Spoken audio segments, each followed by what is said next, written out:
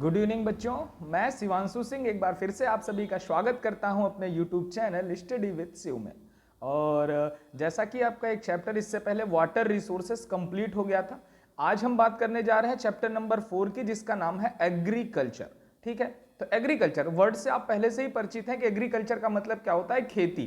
तो खेती किस प्रकार की जाती है और कहां कहां पर किस किस प्रकार की खेती की जा सकती है। जैसे आपके यहाँ सेब होता है, नहीं होता, तो सेब की खेती, एप्पल की जो एग्रीकल्चर होगा, जो हार्वेस्टिंग होगी, वो कहां पर होगी, जहां ऐसा इन्वायरमेंट पाया जा रहा होगा या फिर वैसा क्लाइमेट होगा। तो हम क्लाइमेट के हिसाब से कौन सा एग्रीकल्चर कहां पर करना चाहिए वो इस चैप्टर में पढ़ेंगे। ठीक है, देरी ना करते हुए स्टार्ट करते हैं चैप्टर को। चैप्टर का नाम है एग्रीकल्चर, आपका चैप्टर नंबर 4 है ज्योग्राफी का। तो सबसे पहले स्टार्ट करते हैं, तो सबको बधाई भी दे देते हैं कि आपका नवरात्र चल रहा था, कल आपने दशहरा मनाया, तो दशहरा की सभी को शुभकामनाएं। और माता रानी सभी पर कृपा करें, सभी अच्छे नंबरों से पास हो, बस यही एक कामना है आपसे कि जितने भी परसेंटेज बने सभी लोग अच्छे परसेंटेज से पास हो। अब अपनी पढ़ाई को एक नियंत्रित वे में ले आइए। ठीक है, अब हो गया, जितना आपने एंजॉय करना था आपने एंजॉय कर लिया। अब हर सब्जेक्ट को हर हिसाब से पढ़ना पड़ेगा आपको, तभी आपके नंबर अच्छे आएंगे। तो बस ये समय आ गया है कि आप अपनी पढ़ाई को अब बेस्ट वे दीजिए। ठीक है, अब अक्टूबर के बाद नवंबर दिसंबर कब बीत जाएगा आपको पता भी नहीं चलेगा। इसीलिए पढ़ाई को अपने एक बेहतर सेटअप बनाकर, पढ़ाई का बेहतर स्टार्ट बनाकर और उसको स्टार्ट करिए। अब पढ़ाई को मतलब परसेंटेज लाने के लिए अपनी पढ़ाई को बेहतर बनाने का प्रयास करिए, लगातार रिवीजन करिए, मैथ वगैरह सब्जेक्ट का रिवाइज करते रहिए लगातार। ठीक है, चलिए चैप्टर में बढ़ते हैं। चैप्टर का नाम है एग्रीकल्चर। तो सबसे पहले हम जानते हैं कि आखिर ये एग्रीकल्चर होता क्या। ठीक है, तो देखिए लिखा हुआ है कि agriculture is a primary activity. तो याद करिए, मैंने आपको बताया है कि 3 तरह की एक्टिविटी, इकोनॉमिक एक्टिविटी होती है। एक होती है प्राइमरी, दूसरी होती है सेकेंडरी और तीसरी होती है टर्सरी। मैंने कहा एग्रीकल्चर किस में आता है, तो एग्रीकल्चर आपका प्राइमरी एक्टिविटी में आता है। तो agriculture is a primary activity which produce most of food, मतलब एग्रीकल्चर से हमारे लगभग जितने भी फूड हैं वो एग्रीकल्चर से ही बन रहे हैं। That we consume beside food grains, it is also produces raw material for various industries. मैंने कहा बेसिकली एग्रीकल्चर क्या है, तो एग्रीकल्चर एक प्राइमरी एक्टिविटी है जिसमें हम क्या करते हैं, एग्रीकल्चर करते हैं या फिर हार्वेस्टिंग करते हैं फूड ग्रेन्स की। फूड ग्रेन्स के अलावा हम रॉ मटेरियल्स की भी हार्वेस्टिंग करते हैं एग्रीकल्चर में। तो इतना दिमाग में आपको रखना, एग्रीकल्चर क्या है, तो एग्रीकल्चर एक प्राइमरी एक्टिविटी है। फिर इसी चैप्टर में आगे बढ़ेंगे तो टाइप्स ऑफ फार्मिंग आ जाएगा। तो फार्मिंग मतलब एग्रीकल्चर करने के लिए आपको खेती करनी पड़ेगी। और फार्मिंग के अगर टाइप्स में जाएंगे तो फार्मिंग को 2 टाइप से डिवाइड किया गया है। एक है आपका सबसिस्टेंस, तो याद रखिएगा दोनों नाम, एक है आपका सबसिस्टेंस फार्मिंग और दूसरी है आपका कॉमर्शियल फार्मिंग। सबसिस्टेंस आप समझ में आ गए, सबसिस्टेंस फार्मिंग मतलब अपने यूज के लिए जो आप फार्मिंग कर रहे हैं वो सबसिस्टेंस फार्मिंग से संबंधित होता है। और कॉमर्शियल फार्मिंग मतलब जब आप चीजों को बेचने के लिए या फिर उद्योग के लिए या व्यवसाय के लिए कोई भी फार्मिंग करते हैं तो वो आपकी कॉमर्शियल फार्मिंग हो गया। एक बार पढ़ते हैं, देखते हैं क्या लिखा हुआ है। अगर टाइप्स ऑफ फार्मिंग की बात करेंगे तो agriculture is an old age economic activity, बहुत हमारे पुराने जमाने से हमारे यहाँ हो रही है। In our country farming varies from subsistence to commercial. मैंने कहा ना 2 टाइप की फार्मिंग हो गई, पहली हो गई सबसिस्टेंस फार्मिंग और दूसरी हो गई आपकी commercial farming. At present in the India the following farming system are practised. अब इंडिया में बात करेंगे तो किस तरह से फार्मिंग प्रैक्टिस मतलब किस तरह से आपकी खेती की जाती है, इसके बारे में आगे बताया गया है। एक बार फिर से मैं आपको बता दूं कि क्या होता है। देखिए यहां से समझिएगा, क्योंकि आप बुक से जाएंगे तो बड़ी कंफ्यूजन हो जाएगी। कंफ्यूजन का मतलब है कि फार्मिंग में कौन किसका टाइप होता है और किसके हिसाब से आपको क्या पढ़ना है, इसमें बहुत कंफ्यूजन होती है। तो इसी कंफ्यूजन को दूर करते हैं। मैंने कहा अगर टाइप्स ऑफ फार्मिंग की अगर बात करेंगे, टाइप्स ऑफ फार्मिंग, अगर आप टाइप्स ऑफ फार्मिंग की बात करेंगे तो 2 टाइप होते हैं फार्मिंग के। पहला मैंने कहा सबसिस्टेंस फार्मिंग और दूसरी होती है आपकी कॉमर्शियल फार्मिंग। ठीक है, मैंने कहा सबसिस्टेंस फार्मिंग बेसिकली इसलिए होती है जो हम अपने मतलब अपने यूज के लिए जो फार्मिंग करते हैं, मतलब ऐसी कोई भी चीज जिसमें हमने अपने गेहूं चावल कुछ भी उगाया वो केवल अपने यूज के लिए कर रहे हैं, उसको आपको बेचना नहीं है, तो ऐसी फार्मिंग क्या कहलाती है, सबसिस्टेंस फार्मिंग। और जैसे केला बनाना वगैरह की होती है या फिर फार्मिंग होती है मतलब राइस और व्हीट की भी होती है, इसीलिए होती है को, क्योंकि हमें क्या करना होता है, इसे आगे बेचना होता है सेलिंग पर्पस के लिए। जब हम फार्मिंग करते हैं तो वो आपकी कॉमर्शियल फार्मिंग कहलाएगी। अब सब्सिस्टेंस फार्मिंग को भी आगे दो टाइप में बांटा जाता है। कौन से टाइप है? पहला हो गया सब्सिस्टेंस फार्मिंग का मोस्ट इंपॉर्टेंट टाइप, जिसको हम कहते हैं इंटेंसिव फार्मिंग, और दूसरा होता पहला हम जो एक हो गया इंटेंसिव फार्मिंग और दूसरा होता है प्रिमिटिव फार्मिंग। ठीक है, तो दोनों चीजें दिमाग में रखना है कि फिर मैं बता रहा हूं टाइप्स ऑफ, अगर फार्मिंग की बात करेंगे तो फार्मिंग को दो टाइप से भारत में बांटा जाता है। एक होता है सब्सिस्टेंस फार्मिंग, दूसरी होती है कॉमर्शियल फार्मिंग। फिर मैंने कहा सब्सिस्टेंस फार्मिंग की अगर बात करेंगे तो एक होती है प्रिमिटिव सब्सिस्टेंस फार्मिंग और दूसरी होती है इंटेंसिव सब्सिस्टेंस फार्मिंग। तो पहले इन चीजों के बारे में हम जानते हैं कि ये आखिर प्रिमिटिव सब्सिस्टेंस फार्मिंग क्या होती है और इंटेंसिव सब्सिस्टेंस फार्मिंग क्या होती है। उसके बाद में हम जानेंगे कॉमर्शियल फार्मिंग के बारे में। चलिए आते हैं फिर से अपने नोट्स पे, जहां से हम देखिए लिखा है पहला आपका primitive subsistence farming. Primitive subsistence farming, अब ये जो फार्मिंग है, पहले तो मैं थोड़ा सा आपको बता दूं कि ये जो फार्मिंग है ये बेसिकली छोटे से जगहों में यूज होती है। हम अपनी फैमिली को बेसिकली सस्टेन करने के लिए, मतलब सस्टेन का मतलब है अपनी फैमिली को बचाने के लिए या अपनी फैमिली के लिए फूड ग्रेन्स हम प्रोड्यूस करते हैं। तो प्रिमिटिव सब्सिस्टेंस फार्मिंग क्या है? This type of farming is still practised in the few pockets in India. कई जगह पर इस टाइप की फार्मिंग अभी भी यूज होती है, पर बेसिकली प्रिमिटिव सब्सिस्टेंस फार्मिंग अब ज्यादा यूज नहीं होती है।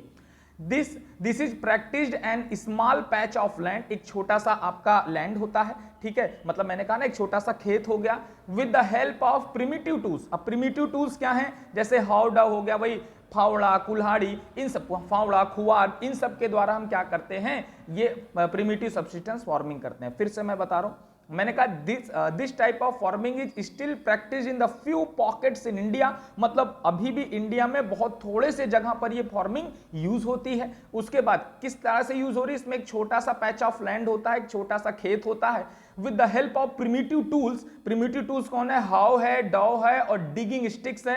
वही आप देख रहे हैं फावड़ा, कुदाड़, ये सब क्या होते हैं? ये सब आपके प्रिमिटिव टूल्स होते हैं। तो hoe, HOE, hoe, dao, primitive digging tools, ठीक है, digging sticks, family community labours. और इसमें क्या होता है कि हम ही एज अ लेबर का काम करते हैं, मतलब हम ही खेत में काम करते हैं प्रोडक्शन के लिए, ठीक है।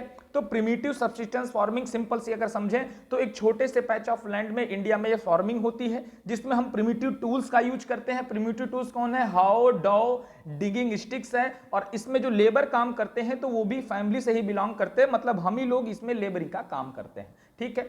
आगे बढ़ेंगे अगर इसमें तो देखेंगे this type of farming depend upon monsoon. तो हमारे यहाँ जो फार्मिंग हो रही है आप देख रहे हैं ना, मानसून पर डिपेंड करती है। अभी आप देखेंगे कि राइस का हार्वेस्टिंग होगी, काटी जाएगा उसे।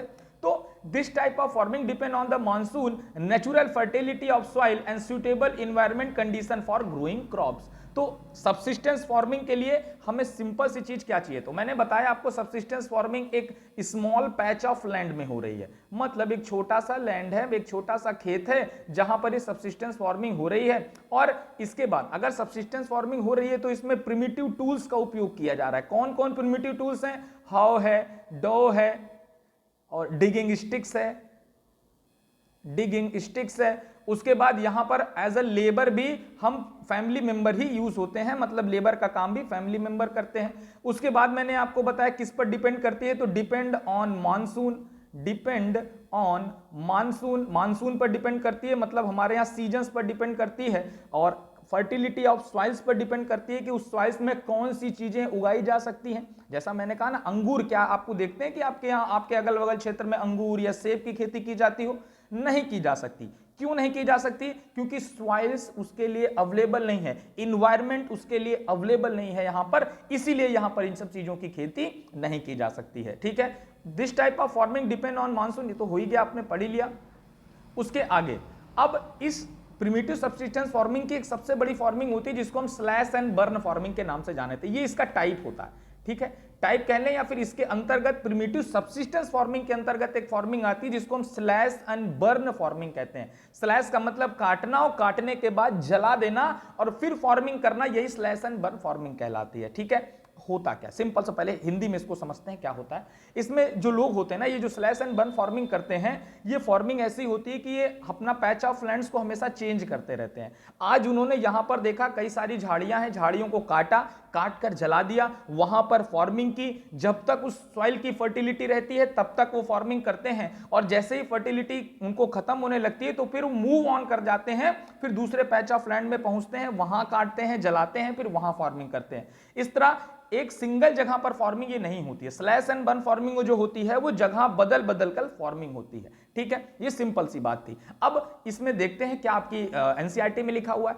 इन this agriculture farmers clear a patch of land. मैंने कहा ना कि पहले एक पैच ऑफ लैंड है जहां पर बहुत सारे पेड़ पौधे उगे हुए हैं, इसको क्या करते हैं, पहले काटते हैं। ठीक है, एंड प्रोड्यूस सीरियल्स, और अनाज प्रोड्यूस करते हैं, and other food crops in to sustain their family. ठीक है, पहले इनको काट कर इनको यहीं पर जला देते हैं, जलाने के बाद यहीं पर क्या करते हैं, सीरियल्स का प्रोडक्शन करते हैं, मतलब अनाजों का प्रोडक्शन करते हैं अपनी फैमिली को बचाने के लिए।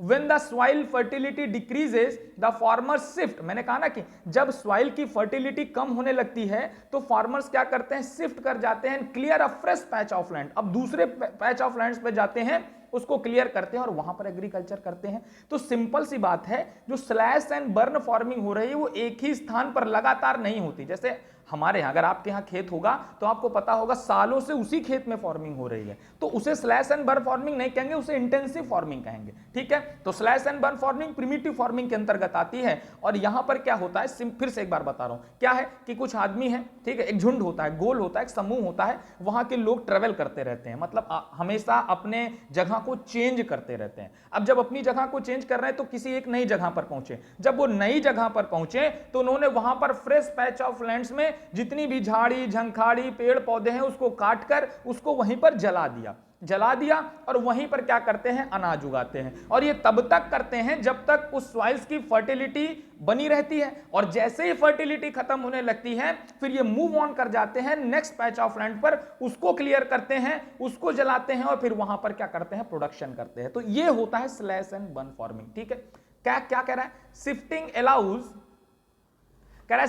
Allows nature to replenish fertility of soil and natural process. अब ये शिफ्टिंग क्यों कर रहे हैं, शिफ्टिंग इसलिए कर रहे हैं क्योंकि एक ही जगह पर लगातार खेती करते रहेंगे तो सॉइल की फर्टिलिटी कम हो जाएगी, तो सॉइल की फर्टिलिटी फिर से बन सके इसीलिए उस पैच ऑफ लैंड को वो छोड़ देते हैं और दूसरी जगह पर खेती करने लगते हैं। हमारे यहाँ ऐसा नहीं होता है। ठीक है, आपकी जो क्षेत्र है, मतलब भारत में होता है, पर भारत के ऐसे इलाकों में होता है जहां पर पैच ऑफ लैंड्स मतलब डिस्ट्रीब्यूट नहीं है, पैच ऑफ लैंड खाली पड़े हुए। जैसे पहाड़ी इलाकों में जाएंगे तो पहाड़ी इलाकों में क्या है, वो पैच ऑफ लैंड में क्या करते हैं, खेती करते हैं, और खेती करने के बाद जब वहां की फर्टिलिटी खत्म होने लगती है तो मूव ऑन कर जाते हैं नेक्स्ट पैच ऑफ लैंड पर। ठीक है, तो ये होती है आपकी स्लैश एंड बर्न फार्मिंग। फिर से मैं पूरा आपको स्लैश एंड बर्न फार्मिंग बता दे रहा हूं, ध्यान से सुनिएगा, इंपॉर्टेंट होती है, पूछी जाती है। ठीक है, मैंने कहा in this agriculture farmers clear a patch of land. Farmer जो है वो पैच ऑफ लैंड को क्लियर करते हैं, produce cereals and other food crops to sustain their family. और मैंने कहा ना कि प्रिमिटिव सब्सिस्टेंस फार्मिंग किस लिए हो रही है,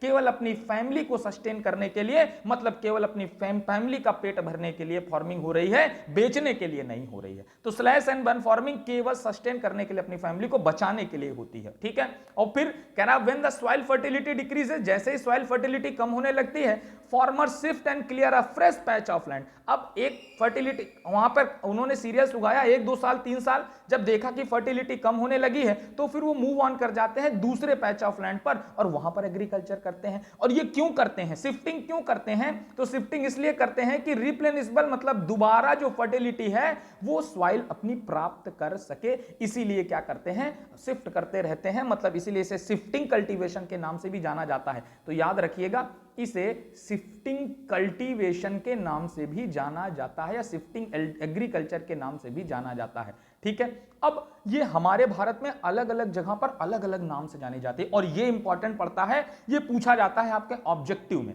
1 नंबर का क्वेश्चन जरूर आता है, हर साल आता है कि ये बताइए यहां पर स्लैश एंड बर्न फार्मिंग या शिफ्टिंग कल्टीवेशन को किस नाम से जाना जाता है। असम में, मेघालय में, ठीक है, हिली एरियाज में किन अलग अलग नामों से जाना जाता है। तो ये आपको याद करना है, रटना है इसको। ठीक है, अब मैं होता वहां पर तो मैं आपको भले रटा देता, पर अब बार बार आपको पूछ नहीं सकता, तो ये चीज आपको याद करनी है, रटनी है। ठीक, तो सबसे पहले हमने बात की north east state, Assam, Meghalaya और मिजोरम की। मतलब नॉर्थ ईस्ट, देखिए मैंने ये भारत का आपको मैप बना दिया। अब भारत के मैप की बात किए तो ये जो इलाका हो गया ये आपका नॉर्थ ईस्ट हो गया, ठीक है। ये हो गया ईस्ट, ये हो गया वेस्ट, ये हो गया नॉर्थ, ये हो गया साउथ। तो भारत के इधर के इलाका का मतलब है मणिपुर, असम, मेघालय, मिजोरम, नागालैंड, ये सब क्या होते हैं, तो ये सब आपके नॉर्थ ईस्ट इलाकों। और यहां पर क्या नाम दिया जाता है, तो यहां पर इस फॉर्मिंग को झूमिंग के नाम से जाना जाता है। किस नाम से जाना जाता है, तो आपको याद रखना है, यहां पर जो फॉर्मिंग है उसको किस नाम से जाना जाएगा, उसको झूमिंग के नाम से जाना जाएगा। कहां कहां पर, असम, मेघालय, मिजोरम और नागालैंड। यहां पर जो आपकी स्लैश एंड बर्न या शिफ्टिंग कल्टीवेशन होता है, इसको झूमिंग के नाम से जाना जाता है। मणिपुर की बात करेंगे तो इसे पामलाओ के नाम से जाना जाता है, पामलाओ, ठीक है, पामलो के नाम से जाना जाता है। मणिपुर में पामलो के नाम से जाना जाता है। बस्तर डिस्ट्रिक्ट ऑफ छत्तीसगढ़ और अंडमान निकोबार में इसे दीपा के नाम से जाना जाता है, ठीक है। तो ये अलग अलग नाम है, 9 नाम है ये, और फिर इंटरनेशनल में भी, मतलब कंट्रीज में भी इसको अलग अलग नाम से जाना जाता है, ठीक है। तो अभी मैं सबको सब नाम बता रहा हूं आपको। तो ये एक एग्जांपल देख लीजिए शिफ्टिंग कल्टीवेशन का। ये देखिए क्या कर रहे हैं, ये जलाते हैं, यहां पर कल्टीवेशन करते हैं, और कल्टीवेशन करने के बाद फिर जो भी इनका एग्रीकल्चर प्रोडक्शन होता है वो 2-3 साल तक प्रोडक्शन करते हैं। प्रोडक्शन करने के बाद फिर मूव कर जाते हैं, ठीक है। तो मैंने अभी 3 स्टेट बताए आपको, कौन कौन से। पहला आपको बताया नॉर्थ ईस्ट स्टेट, जिसमें असम, मेघालय, मिजोरम और नागालैंड आया, वहां किस नाम से जाना जाएगा, तो झूमिंग नाम से। दूसरा मणिपुर में किस नाम से जाना जाएगा, तो पामलाओ नाम से। बस्तर डिस्ट्रिक्ट ऑफ छत्तीसगढ़ और अंडमान निकोबार में किस नाम से जाना जाएगा, तो दीपा नाम से। उसके आगे बढ़ते हैं, ठीक है। अगर हम मध्य प्रदेश, ये पूछा गया क्वेश्चन है कि मध्य प्रदेश में किस नाम से जाना जाता है झूमिंग कल्टीवेशन को, या फिर शिफ्टिंग कल्टीवेशन, या फिर स्लैश एंड बर्न कल्टीवेशन को, तो मध्य प्रदेश में बेवर या दहिया के नाम से जाना जाता है। बेवर, मैं हिंदी बता दे रहा हूं, अगर आपको दिक्कत होगी पढ़ने में तो प्रोनाउंसिएशन करने में, तो मध्य प्रदेश में बेवर या दहिया नाम से जाना जाता है। और आगे बढ़ेंगे तो दूसरा आएगा, नेक्स्ट जो आएगा वो आएगा आंध्र प्रदेश। आंध्र प्रदेश में पोडू या पेंडा नाम से जाना जाता है, पोडू या फिर पेंडा नाम से जाना जाता है, ठीक है। तो आंध्र प्रदेश में पोडू या पेंडा, मध्य प्रदेश में बेवर या दहिया, आंध्र प्रदेश में पोडू या पेंडा। उड़ीसा की बात करेंगे तो पामा दाबी, कोमान या ब्रिंगा नाम से जाना जाता है। पामा दाबी, कोमान, कोमन या कोमान भी कहते हैं, और ब्रिंगा, इस नाम से जाना जाता है। तो ये भी आपको याद रखना है, ठीक है। फिर मैंने अभी शुरुआत में 3 जो बताए थे, मैंने कहा अगर नॉर्थ ईस्ट इलाकों की बात करेंगे तो वहां पर झूमिंग के नाम से जाना जाएगा। मणिपुर की बात करेंगे तो पामलाओ नाम से जाना जाएगा। बस्तर डिस्ट्रिक्ट ऑफ छत्तीसगढ़ और आप बात करेंगे अंडमान एंड निकोबार की, तो वहां दीपा के नाम से जाना जाएगा। मध्य प्रदेश की बात करेंगे तो वहां पर बेवर या दहिया के नाम से जानी जाती है इस कल्टीवेशन को। आंध्र प्रदेश की बात करेंगे तो पोडू या पेंडा नाम से जाना जाएगा। उड़ीसा की बात करेंगे तो पामादाबी, कोमान या ब्रिंगा नाम से जाना जाएगा। वेस्टर्न घाट की बात करेंगे तो आप याद करिए, मैंने आपको बताया ये हो गया आपका ईस्टर्न घाट, ये हो गया वेस्टर्न घाट। वेस्टर्न घाट को कुमारी नाम से जाना जाएगा, तो ये भी आपको याद रखना है। वेस्टर्न घाट में किस नाम से जाना जाएगा, तो वेस्टर्न घाट में आपका कुमारी नाम से जाना जाएगा। मध्य प्रदेश में बेवर या दहिया, आंध्र प्रदेश में पोडू या पेंडा, उड़ीसा में आपका पामादाबी, कोमान या ब्रिंगा। वेस्टर्न घाट की बात करेंगे तो कुमारी नाम से जाना जाएगा। साउथ ईस्टर्न राजस्थान की बात करेंगे तो वॉलरे या वॉल्टर के नाम से जाना जाएगा। वॉलरे या वॉल्टर के नाम से जाना जाता है, वॉलरे या वॉल्टर के नाम से जाना जाता है। हिमालयन बेल्ट की बात करेंगे, मतलब हिली एरियाज की बात करेंगे तो वहां पर खिल के नाम से जाना जाता है। झारखंड की बात करेंगे तो कुरवा या झूमिंग के नाम से झारखंड में जाना जाता है। तो आपको लगभग 11 आपको स्टेट्स में बताएं अलग अलग किस नाम से जाना जाता है। एक बार मेरे साथ कान बंद, मतलब कान खोलकर केवल आंख बंद कर रिवाइज करिए, ठीक है। सबसे पहला जो मैंने आपको बताया, सबसे पहला मैंने आपको बताया कि आपके नॉर्थ ईस्ट इलाकों की अगर बात करेंगे, जिसमें मेघालय आ गया, मिजोरम आ गया, नागालैंड आ गया, आसाम आ गया, यहां पर इसे झूमिंग के नाम से जाना जाएगा। दूसरे नंबर पे बात की तो मैंने कहा मणिपुर आ गया, और अगर मणिपुर की बात करेंगे तो पामलाओ के नाम से जाना जाएगा। तीसरे नंबर पे बात करेंगे तो आपने बात की बस्तर डिस्ट्रिक्ट ऑफ छत्तीसगढ़ या फिर अंडमान निकोबार में इसे दीपा नाम से जाना जाएगा। और आगे बढ़ेंगे अगर मध्य प्रदेश की बात करेंगे तो मध्य प्रदेश में से बेवर या दहिया नाम से जाना जाएगा। आंध्र प्रदेश में से पोडू या पेंडा नाम से जाना जाएगा। उड़ीसा में पामादाबी, कोमान या ब्रिंगा नाम से जाना जाएगा। वेस्टर्न घाट में इसे कुमारी नाम से जाना जाएगा। साउथ ईस्टर्न राजस्थान में इसे वॉल्टर या वॉल्ड्रे या वॉल्टर के नाम से जाना जाएगा। हिमालयन बेल्ट की बात करेंगे तो यहां पर इसे इस खेती को, इस एग्रीकल्चर को खिल नाम से जाना जाएगा। और झारखंड की बात करेंगे तो इसे कुरवा या झूमिंग के नाम से जाना जाएगा। तो ये तो हो गए भारत के अलग अलग इलाकों में इसे किस नाम से जाना जाता है। अब अगर हम विदेशों की बात करेंगे तो हमारे अलग अलग देशों में भी इसे अलग अलग नाम से जाना जाता है। तो अलग अलग देशों की बात करते हैं तो सबसे पहले नाम बात करते हैं मिल्पा। तो मिल्पा कहां पर, तो एम से मिल्पा और एम से मैक्सिको, आपको याद रखना है। मैक्सिको और सेंट्रल अमेरिका में इसे मिल्पा नाम से जाना जाता है, ठीक है। उसके बाद है कोनुको, कोनुको या कोनको कहते हैं, ठीक है। तो कोनको कहां पर, तो वेनेजुएला में इसे कोनुको नाम से जाना जाएगा। तो मिल्पा कहां पर, मैक्सिको या सेंट्रल अमेरिका में मिल्पा नाम से।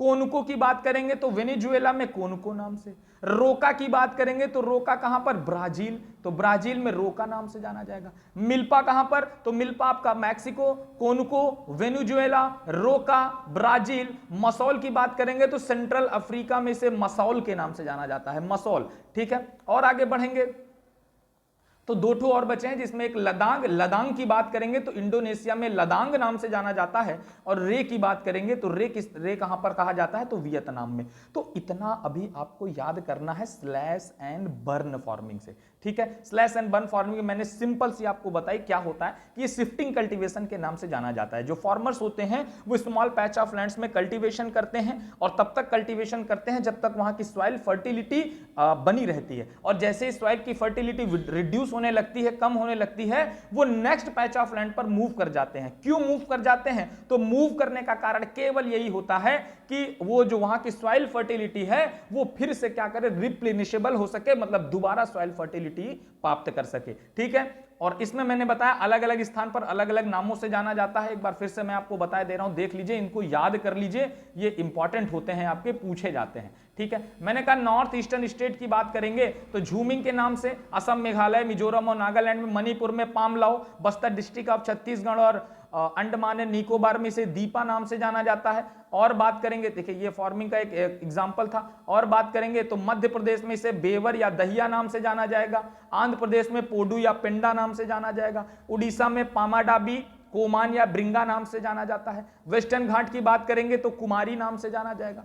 साउथ ईस्टर्न राजस्थान की बात करेंगे तो इसे वॉल्ड्रे या वॉल्ट्रे के नाम से जाना जाएगा। हिमालयन बेल्ट में इसे खिल नाम से और झारखंड में इसे कुरवा या झूमिंग नाम से। ये तो हमारे स्टेट्स हो गए। अब अगर हम अदर कंट्रीज की बात करते हैं तो मिल्पा किस कहां पर, तो मैक्सिको और सेंट्रल अमेरिका। कोनुको कहां पर, तो कोनुको आपका वेनेजुएला। रोका कहां पर, तो रोका आपका ब्राजील। मसौल आपका सेंट्रल अफ्रीका। उसके बाद दो और बचे आपके, एक लदांग इंडोनेशिया और रे आपका वियतनाम। तो आज केवल आप इतनी ही पढ़ाई करिए, फिर इस चैप्टर में हम आगे बढ़ेंगे। इस चैप्टर को थोड़ा सा मैप में लेकर चलना है, ठीक है। आपको मैप्स बनाने पड़ेंगे इस चैप्टर में, ठीक है। तो अभी तक इतना ही पढ़ते हैं। आज आपने क्या पढ़ा, आज आपने स्लैश एंड बर्न फार्मिंग के बारे में पढ़ा या फिर सब्सिस्टेंस इंटेंसिव सब्सिस्टेंस कहते हैं प्रिमिटिव सब्सिस्टेंस फार्मिंग के बारे में पढ़ा, ठीक है। तो इस चैप्टर को हम धीरे धीरे ऐसे ही लेकर आगे बढ़ेंगे। इंपॉर्टेंट चैप्टर है और इससे पूछा जाता है, ठीक है।